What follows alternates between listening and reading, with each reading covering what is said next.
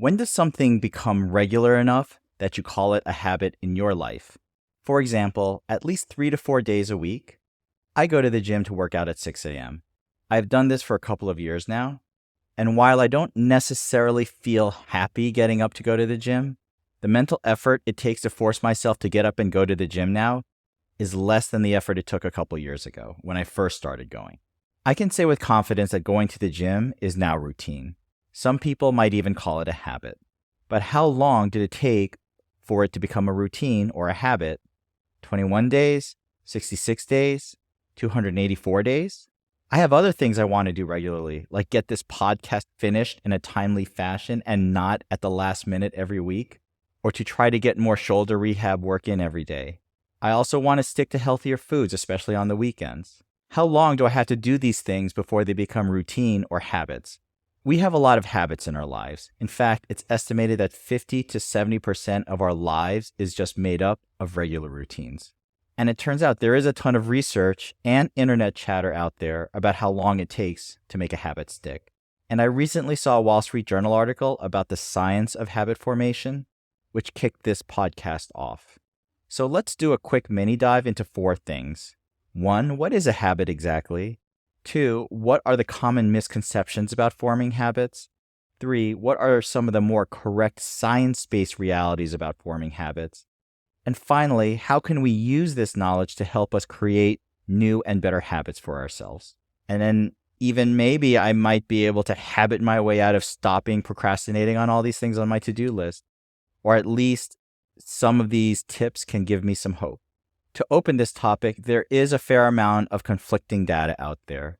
The deeper dive I took into learning about habit formation, the more confused I got.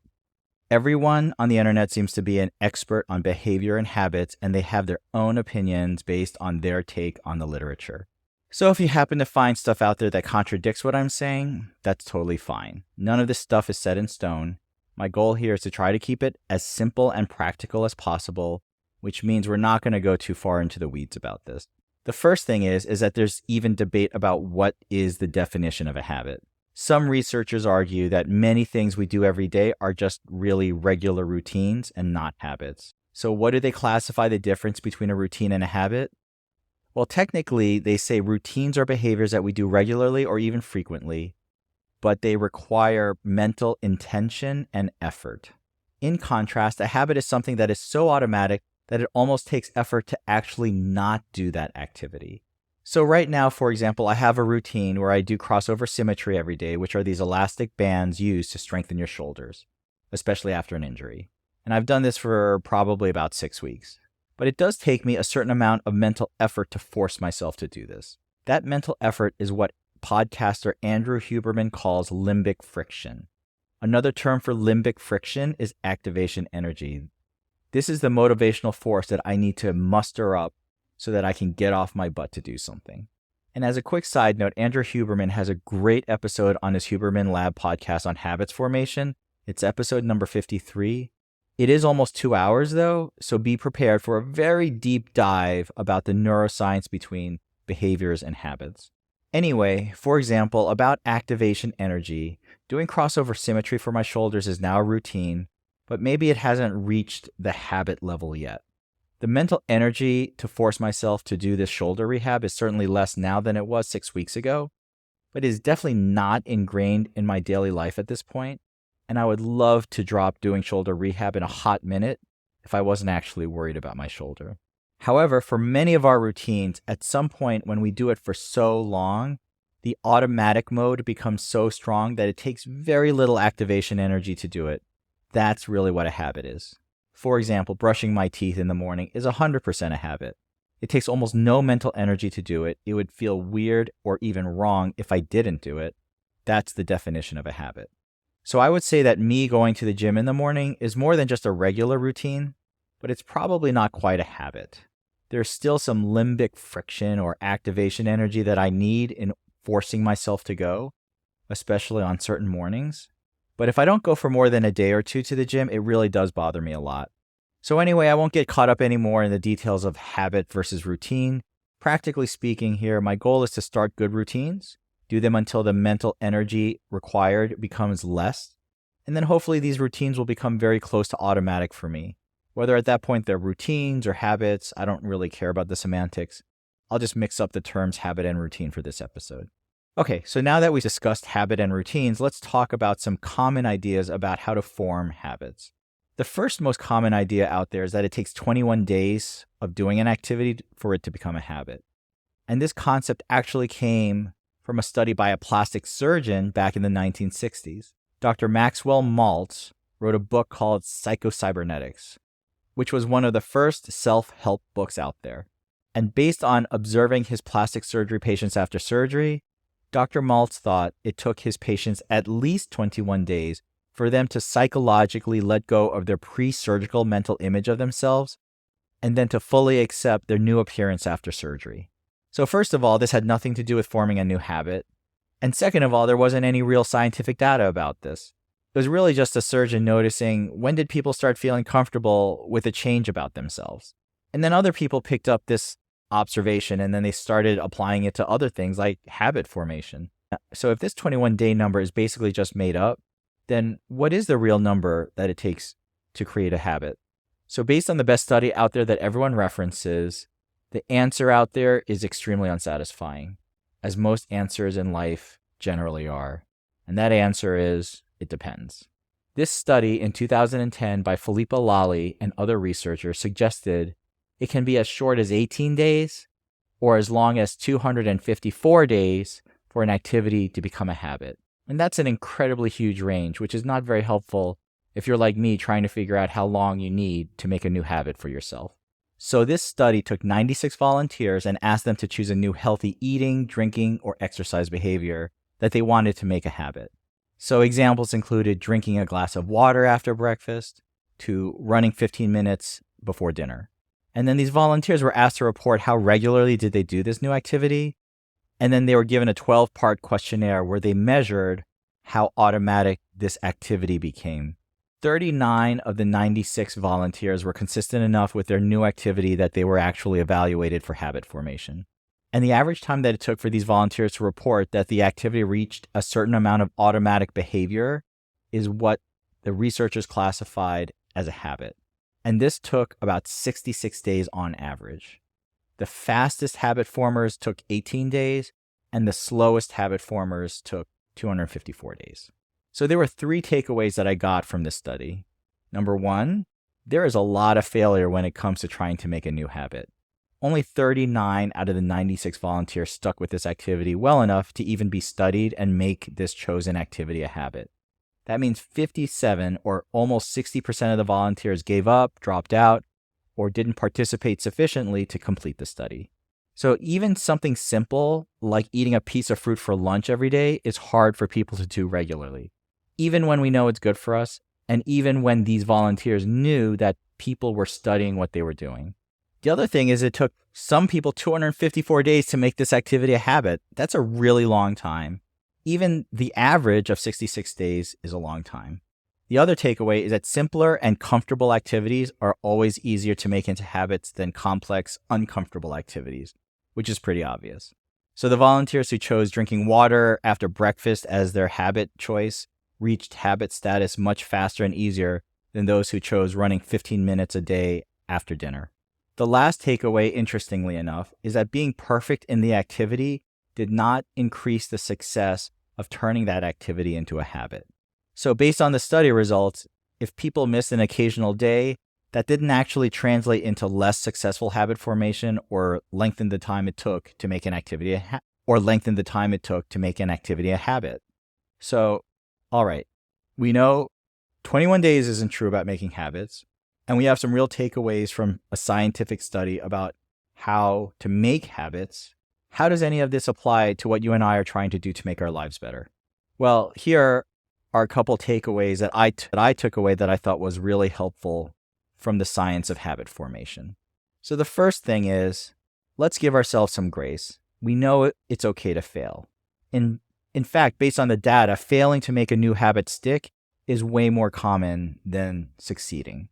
But I think the flip side to knowing it's okay to fail is that you shouldn't give up. You should try again. For example, I've tried and failed at least 3 times in the past with yearly challenges to start drinking more water every day. But it was only until this year that it was much easier than before and I started drinking water more regularly. So my previous failures helped me finally to achieve success with this habit. My next tip is that what your motivation is and how much motivation you have plays a big factor in habit success. So one reason there was probably such a higher failure rate in this study was that these volunteers were being pushed to do these new activities, not because they wanted to, but because these researchers wanted them to. I got really motivated to do my own shoulder rehab once I started experiencing pain at night. Wanting to fix that pain gave me a lot of motivation to start working regularly on my shoulder rehab. And then when my shoulder started getting better, that was even more motivation to keep it up. Ask yourself, is this new habit being forced on you by others? Or are you having negative emotions about this activity? Because having these issues probably means the chance of success is fairly low. Find how you can make associated emotions positive. Find good motivations for your habits. And your chances of having that habit stick successfully will have increased exponentially. The next tip is lowering the activation energy it takes to do something can be really helpful in sticking to something more regularly. Think of catalysts that make it easier to stick to your routine. So laying out your clothes the night before for the gym is a common trick that a lot of people do. Or keeping the Skittles and Hershey Kisses out of the house is a really popular way to stick to a healthier diet. Another related tip is knowing what habits can lead to helping you with other habits. So Huberman calls these helper habits linchpin habits. These are habits which make other habits easier to execute. For example, when I can get to sleep earlier and not stay up late, that linchpin habit of sleeping by a certain time makes waking up to go to 6 a.m. class a lot less painful, and I'm much less likely to hit the snooze button and cancel my class reservation. We shouldn't always need superhuman energy just to get our routines done. Creating these synergies between our routines and smoothing our daily path, if possible, will make it easier for us to do the right things every day. The next tip is you can use rewards to help motivate yourself for your daily routines, and that can be helpful sometimes, but be careful that these rewards don't become the end goal in doing an activity. So if you buy a latte for yourself as a reward for going to the gym in the morning, that might make you go more regularly to the gym. But then what happens if you get sick of lattes? Do you still really want to go to the gym? What if you have to keep bundling in other rewards for yourself for going to the gym?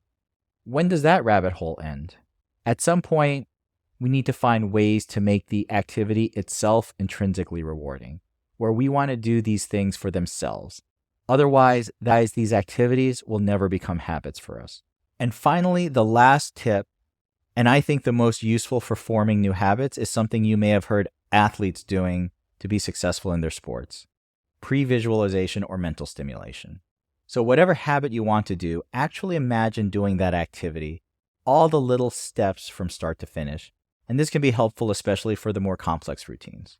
So a study out of UCLA showed pre-visualization about executing on good study habits, not just visualizing a good grade for an exam, reduced anxiety and increased the likelihood that these students would actually get good grades on exams. For example, for pre-visualizing my gym routine to help myself, I could mentally rehearse myself waking up, getting out of bed, changing my clothes, getting ready in the bathroom, getting in my car, and driving to class. Then when I actually have to do the task in the morning, the memory of that pre-visualization lowers the activation energy and mental effort required because my brain is sort of following what I already imagined. So hopefully these tips will help us on the right path to making our lives better, one new habit at a time. Be kind to ourselves, take the long view in making ourselves better, and never give up. Thank you. My weekly thankful is crossover symmetry. I don't have any specific interest or investment in the product, but as I mentioned, I've been dealing with this left shoulder issue with severe impingement for a while. I kept working out through pain and achiness for months, and it got worse as I kept ignoring it and kept grinding through workouts. And finally, 2 months ago, the shoulder pain was not only constant like a toothache in my shoulder, but the pain was even there when I would try to sleep. And when I started to need around-the-clock Advil just to keep that pain down, and I hate taking Advil, I knew I was in trouble. I never took my shoulder problem seriously until I got to that point. Finally, I stopped doing shoulder workouts, and I started using crossover symmetry seriously, doing it every day for 20 to 30 minutes. Crossover symmetry, as I mentioned, are a set of resistance bands along with exercises which go through a bunch of movements designed to strengthen the rotator cuff and scapula. And these exercises, while incredibly boring, have really helped me tremendously. I knew I had some shoulder and scapular muscle imbalances, but I never realized how bad they were and how much I neglected these muscles until I started doing these exercises. It took a long time, but now I can tell from a week-to-week basis how much progress I've made. And I've just gotten to the point where I started doing light wall balls and dumbbell presses again, pain-free. And it's funny because I never thought I'd be happy to actually be doing wall balls. I almost made this weekly thankful about wall balls, but I still hate wall balls so much that I couldn't bring myself to do that. But it just goes to show, sometimes you don't appreciate what you have until it's taken away. And at this point, I think I'll be doing crossover symmetry for a long time. So what new habits would you like to make? What tips do you have about starting new habits? Let me know. As always, DM me at Botox and Burpees Podcast on Instagram, or leave a comment at youtube.com/@Botox and Burpees. Thank you.